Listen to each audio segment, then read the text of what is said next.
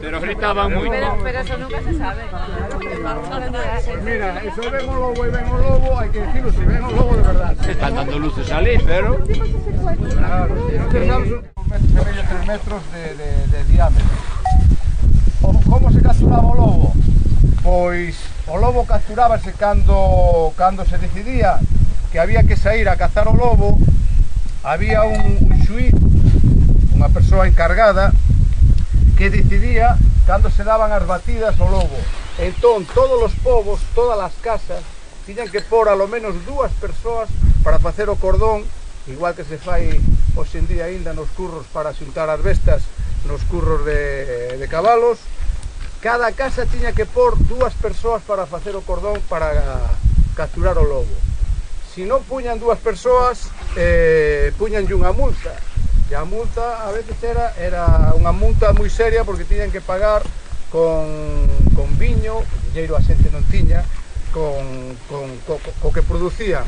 Entón todo o mundo saía a facer o cordón para capturar o lobo. Dende onde vimos andando, incluso dende máis lonxe, con trebellos que podían meter ruido, como eran utensilios de ferro, latas,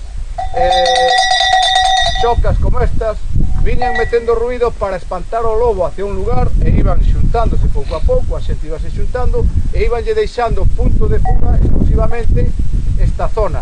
Entón o lobo iba escapando por esa zona hasta que chegaba un momento en que non tiña escapatoria, as paredes non as saltaba porque tiñan 2 metros, entre outras cousas, cando ven correndo de abaixo para arriba é moito máis difícil tamén saltar. Entón chegaba un momento, o foxo estaba cuberto cunhas ramas para que non se vira, caía no foxo e moitas das veces había unhas estacas puntiagudas no fondo, xa morría ali. E se non morría, se non lle puñan estacas, outras veces o que facían era collelo vivo, atábanlle as patas con a corda e colgábano dun pau e levábano nunha especie de procesión como a que fixemos nós polos povos adiante, cantándolle letanías e cantándolle, e facíanlle na praza pública unha especie de xuicio en donde condenaban a morte.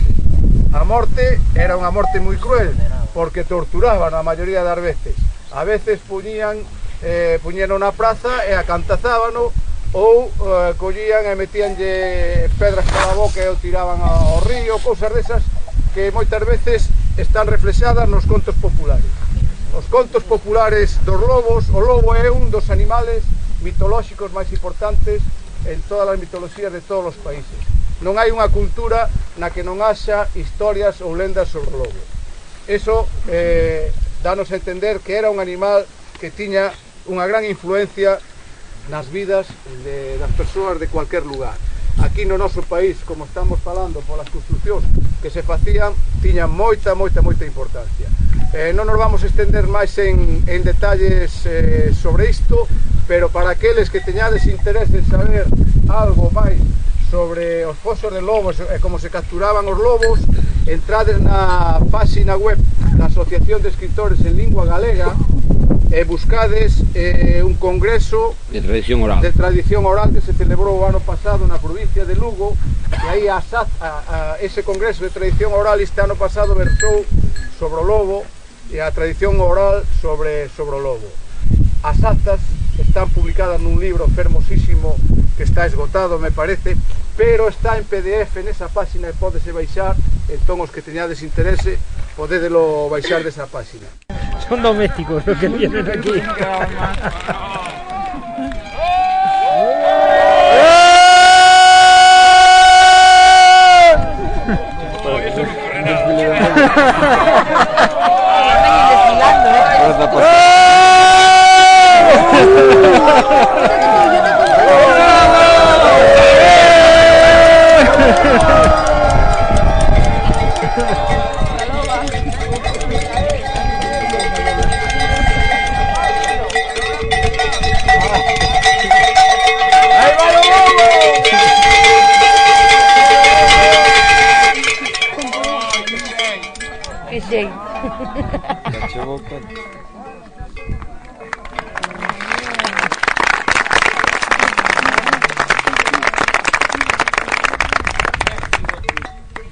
era un traballo de horas, o que fixeron era en 30 segundos. Traballo todo unha mañá, unha tarde.